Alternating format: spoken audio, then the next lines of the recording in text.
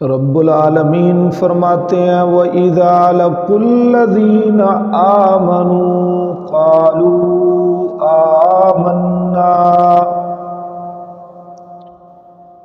اور جب ایمان والوں سے ملتے ہیں تو اپنی ایمانداری ظاہر کرتے ہیں۔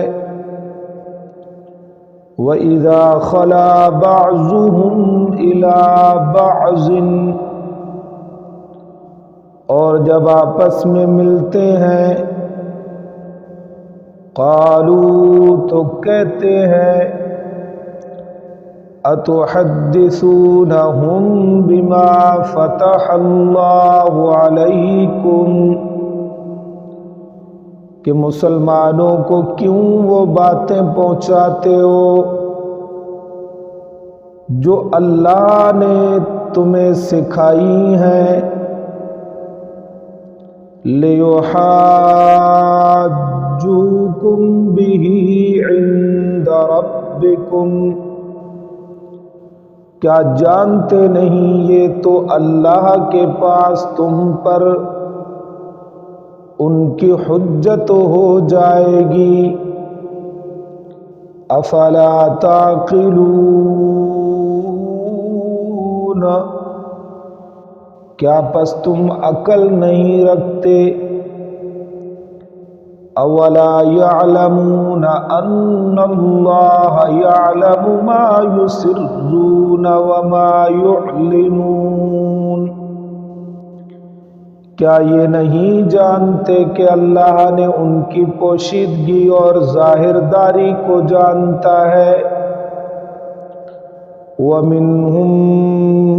أُمِّيُّونَ لَا يَعْلَمُونَ الْكِتَابَ إِلَّا أَمَانِيَّ وَإِنْ هُمْ إِلَّا يَظُنُّونَ، ان میں سے بعض ان پڑھ ایسے بھی ہیں جو کتاب کے صرف ظاہری الفاظ کو ہی جانتے ہیں،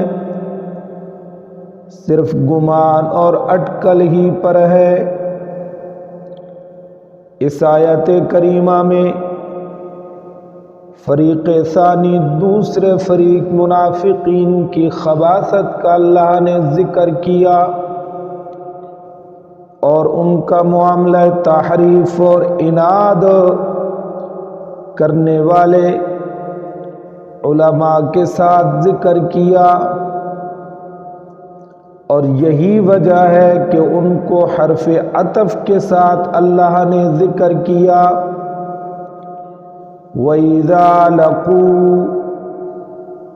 لقو کے اندر ضمیر جو ہے وہ یہودیوں کی طرف راجع ہے، لیکن ایک فریق کے اعتبار سے جو ان میں اہل نفاق ہیں، کلام عرب میں یہ بات کثرت سے ثابت ہے کہ ذکر جمع کا ہوتا ہے مگر اس سے مراد مخصوص افراد ہوتے ہیں۔ وَإِذَا خَلَا بَعْضُهُمْ إِلَى بَعْضٍ، اول بعض سے مراد یہود کے منافقین اور دوسرے بعض سے مراد ان کے تحریف کرنے والے اور عنادی علماء ہیں۔ آیت نمبر 14 میں اذا خلوا مذکور تھا، جبکہ یہاں پر اللہ نے خلا ذکر کیا ہے۔ آیت نمبر 14 میں فرمایا وَإِذَا خَلَوْا، اور یہاں پر اللہ نے فرمایا وَإِذَا خَلَا بَعْضُهُمْ إِلَى بَعْضٍ، دونوں میں فرق یہ ہے کہ وہاں منافقین مراد ہے جو خزرج اور اوس قبیلے والے ہیں، اور وہ یہودیوں کے قبیلے سے نہیں ہے، جبکہ یہاں یہود کے منافقین مراد ہے۔ اس لیے اس تعبیر میں فرق ہے۔ قالوا اتحدثونہم، یہ قول برائے تنبیہ ہے عنادی علماء کی جانب سے مذکورہ منافقین کو،